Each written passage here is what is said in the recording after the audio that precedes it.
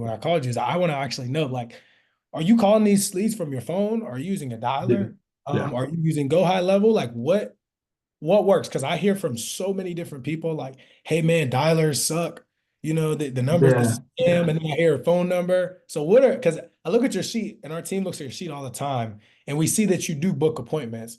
So I have a twofold question. Number one, what's your strategy for getting people to pick up? Are you using a dialer? Are you calling yourself? Do you have a setter? And are you booking appointments and are you doing one call close and why? So honestly, it just depends on the client I'm talking to. If it's going to be a call to close, um, but honestly, I've used CRMs in the past, and what's crazy is I'm not using one now, which is probably stupid on my part, because it's just such an easy process talking to these people. I've got something in my notes that already has a pre-filled out, hey, this is Jeff giving you, or hey, uh, Miss Christine, this is Jeff, blah, blah. And it's kind of like a little, their mortgage amount, it's got my digital business card, et cetera. And I just text them, and I don't know why, it's kind of weird, but if it's a blue text message and they got another iPhone, they eat that up. They immediately do that. Um, so that's pretty smooth. But, if a CRM is not a bad, I think everybody should use a CRM. If you're using it for a power dialer, you should definitely not run exclusive with it.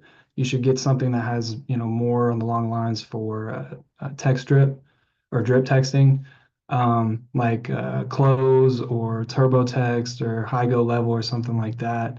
But, depending on how much money you're spending and how many leads you're getting in, if you just stay consistent with it, I mean, you can honestly get away with not having it. So, I mean, it's pretty simple and easy. I get some leads that come in, I call them, text them. I might get a text back or two. I set some appointments and I'm good to go. But mainly and that's just me. I've been doing it for a little bit while. It's easier for me to call to close because I've just been able to you know, learn, I know the script pretty well. I know how to pitch it pretty well. So it's easier to do these call to closes. But if you're a new agent starting off on mortgage protection, you're probably not necessarily going to call or close them. Sometimes they'll talk you out of, closing down the deal. So, it really just depends. If you like CRM, use them. I mean, it'll be super helpful if you don't like texting. You got that drip text. I would just text them automatically, and you should set it up to text them like every probably like 2 days. Send them like 3 to 7 different messages.